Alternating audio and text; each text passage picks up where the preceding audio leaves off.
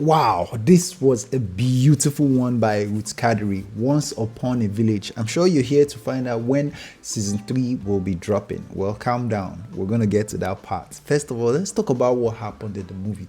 If you've not seen part 1 of Once Upon a Village or part 2, please head on straight down to Ruth Kadiri's 247 and go and watch that before you can come back to this video, because you've missed a lot. Just to catch up with what you've missed so far, the story is about a chairman who just recently got elected into a community. The chairman of the community is played by the character of Daisy the Great. He killed it. He totally did justice with his role. I loved how he was able to carry himself just like a chairman of the community, and he is someone who is respected by the full community. And I think his minimalistic behavior or character helped a lot in making him try to bond with the people of that community, and that's basically what the story is about. Now, the challenges of him trying to survive that with his very greedy and selfish wife, who also has a child or a son who has huge ego and pride issue. This son seriously hates his dad, and that's because in his mind he feels that the dad doesn't respect the mother enough. And I don't blame the man. The woman doesn't care about his husband's feelings towards the people of the community. She doesn't even care about what he tries to represent, and she detests anyone from the community because he sees them as beggars and poor people, and for that reason she doesn't want to help them in any way whatsoever. And the son, who doesn't understand this, who is also from a rich family, so he doesn't even know what it feels like or means to be poor, also has that detest over his dad because he hates the dad, the fact that the dad doesn't listen to the mother, he doesn't care about her feelings. And like I said earlier, the woman is just selfish. So him trying to survive that and how he relates with the people of the community is basically what the movie is about. So now the question is, what is his relationship with Lillian? Lillian is his childhood lover who, from the looks of things, they both had a child. Now that child is played by Eno. Eno is the character that is born out of that their relationship when they were little, but now they've both gone their separate ways, the three of them in this case. Now the chairman is married to that greedy woman. Now his childhood lover is married to another very selfish man who is just busy treating her anyhow, to the point whereby he brought in his side chick into the house. That's the height of disrespect, and was now instructing or ordering his wife to serve him and his side chick in their matrimonial home. That scene really touched me, as in it paid me die, to the point where the children of the man were even laughing at their stepmother. Now, in most cases, we see especially in Hollywood movies, even Hollywood movies, we see where stepmothers are always depicted as the evil characters in the movie, or the bad guy, or the people who are basically punishing the hero or the major actor who is always the good person. But in this case, the kids just like they went all out laughing at the woman, and she didn't even do them anything just because she was just kind. They were mocking her and saying things like if they were in her shoe, they will not take the kind of rubbish that she's taking from their father. Mind you, they are not defending the woman in any way.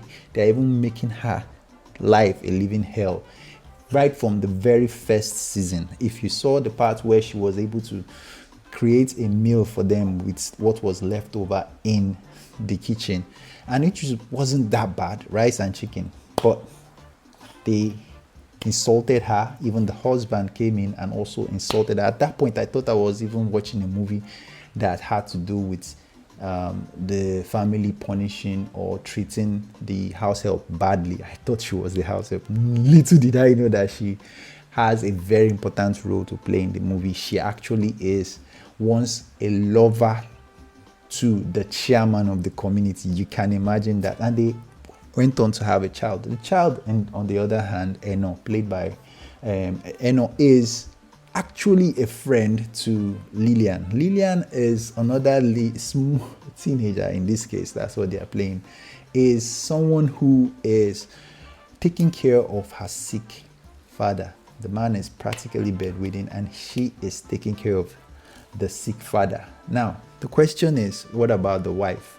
The wife in this case, who now plays the role of a wicked stepmother perfectly, as in she killed that role. As a matter of fact, her acting and her role in the movie is to me, in my opinion, was the best, because she interpreted that role to the T. Very well done. I must applaud her. She did a fantastic job. She sabi that wicked character wella. The way she was chasing her out of the house, beating her. The very first scene I saw, I was like, what's going on? When the full community went to greet and welcome their chairman, and they were at the gates trying to beg for money and for food and anything they could practically get from the family of the chairman. And then she came. I think the lady's name is Anita in the movie. Anita came and then she was screaming at her daughter, her stepdaughter, Anna. She was screaming at her so badly. And I was like, what's going on? Why is this woman screaming at her? Little did I know that she was a stepmother. And that immediately clicked that this is exactly how they depict wicked stepmothers in movies. So the way she treats that girl, and even when the girl was taking care of the father and they had no money, she was rallying around using her last saving to try and see how she can improve herself in her singing career. Went to pay one dubious guy by the name of Bobo.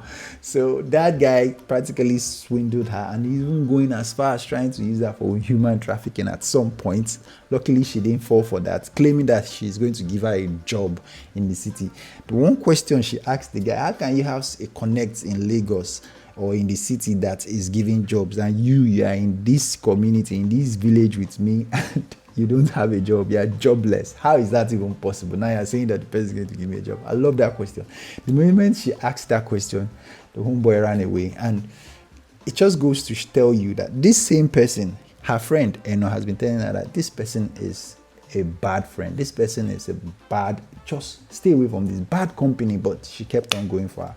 And it's just a pity. And on the other hand, who is the daughter to Lillian, who just happens to be the childhood romance of the chairman, is a very, very simple girl, easygoing. At some point, she was chasing scholarship with her friend Anna. They both wanted to get into the school. They used their school fees to take care of themselves and their parents, and it's crazy. That is the core of the story, because the chairman's son who claims that he doesn't want to be in love because if you're in love, it's a sign of weakness, somehow, some way keeps coming across these girls, and they are always clashing every time they meet. His friend, that's this guy and his friend, they always, at some point, they even took cameras trying to harass them, going live and interest.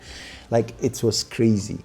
But somehow I feel that they are going to get to reunite and get to find out that they are related in one way or the other. And this is why parents should always look for a way to tell the kids the full story. Mama should have told that girl that, see you, I picked you up in the bush, but she didn't tell her. So she's running around thinking that Mama is actually her grandmother. And Mama's character, played by the old woman, that elderly woman, she killed it. That's my number 2 best role. Like, she killed that role in that movie. Number 1 is Anita, who is the wicked stepmother, and then number 2 is Mama. You could feel the passion in the way she acts. As in, anytime I see her or a scene that she's in, I feel the energy. Sometimes I feel like, Papa, you're doing too much. Because I feel she can, at some point she had an heart attack. And I won't lie, at some point I was like, this woman will get an actual heart attack. The way she's always energetic and in her role, in the character, it feels so real. And I can't wait to see the season 3. So to those of you who are hoping that this video is going to be about the season 3, it's dropping next week. So let's be hopeful. By Wednesday next week, we should be seeing the part 3, episode 3 of this beautiful movie, Once Upon a Village. And I know what Ruth Kadiri is capable of doing. So if you've not seen it, like I said earlier, go and watch it on her YouTube channel, Ruth Kadiri 247. It is a beautiful movie, a must watch in my own opinion. The part 1 was beautiful build up to part 2, and then in part 2 they totally killed it. Now what's going to happen in part 3? What are my predictions? Now that's the most important thing. Next week, I believe that Mama will eventually sit Eno down and let her know that, see, I picked you up from the village. That I'm expecting. And somehow I believe Mascot is going to get, Mascot is Mama's son, legitimate son, but the guy is just too wayward, to a fault, to the point where his friends or the people that the bad gangs that he's rolling with told him to go and steal from the chairman. He went in there, he stole a wristwatch, and he didn't give it back to them. Because of that, they got angry and burnt down his house, and with Mama and Eno in it. So it was like they could have died, but they survived it. So I think next part, Mascot is going to eventually get punished for that. Karma is going to catch up with him. And then somehow, some way, I believe where this movie is going to, we are going to see the chairman eventually divorce his wife. And then we are also going to see Lillian man up, in quotes, and eventually have the courage and strength to leave that her very promiscuous husband. And they will get back together. It might not happen in season 3 or part 3, but it eventually will happen. I predict that in this movie. And moving forward, I'm also expecting that the son of the community chairman will eventually calm down enough to be friends with his legitimate sister, or half sister in this case, which is Eno. That's where the movie is going to. But for now, let's just enjoy the ride. Next week, we'll be seeing part 3. So if you're just joining us, please do me a favor, click the subscribe button, and also make sure you type part 3 in the comment section so that you will be the first to be notified as soon as the part 3 of this movie drops. Please don't forget to comment part 3 in the comment section, and we will get to watch this movie together the moment it drops. Thank you so much for watching this video. See you on the next one.